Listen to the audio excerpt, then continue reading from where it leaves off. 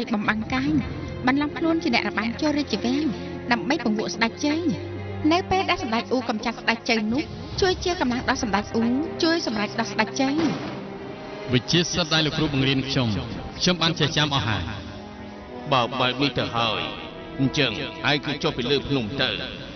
ស្ដេចវិនអរទេស800ជំហានទឹកដីរាជការជើ800ឆ្នាំយើងមានសំណាងណាស់ដែលអាចទទួលបានមន្ត្រីល្អបែបនេះគឺតែងតាំងលោកគឺជាឧបរាជយោលីងសឹងចុះក្បត់ហើយយើងសម្រេចចិត្តថាហៅរាជគ្រូវិនត្រឡប់មកវិញហើយពិភាក្សាពីគម្រោងការចាត់ការស៊ីឈីជាមួយគ្នាជាងជយាបើលោកនៅក្នុងរាជការយើងប្រកាសជាអាចធានាថាលោកអាចឡើងឋានៈបានពេលនេះអ៊ីសានបាត់បង់អនុភាពហើយមហាជើងនៅក្រោកឈរឡើងវិញសម្ដេចជឿស្រឡាញ់ប្រជារាស្ត្រដូចជាកូនចៅម្យ៉ាងទៀតឧស្សាហ៍រឿងរាជកិច្ចបើរាជគ្រូមកជួយសេឈីខ្ញុំប្រកាសជាប្រគល់តំណែងឲ្យលោកទទួលស្នៀតទៅ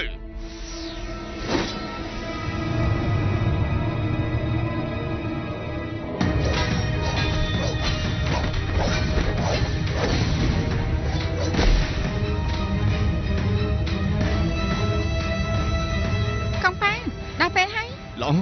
ចាំមើលខ្ញុំចុះ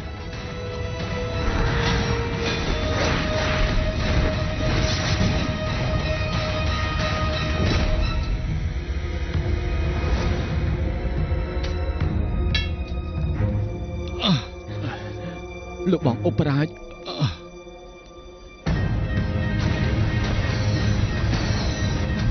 លោកគ្រូ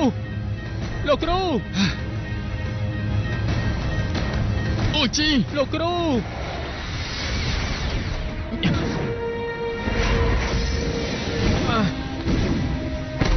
អូជី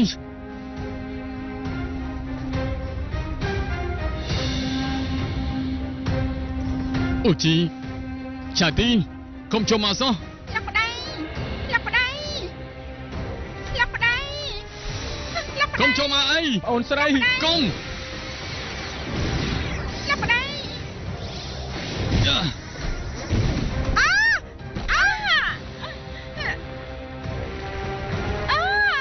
ឆាទី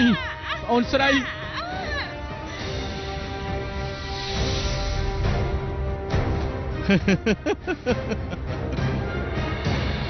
ឆាទី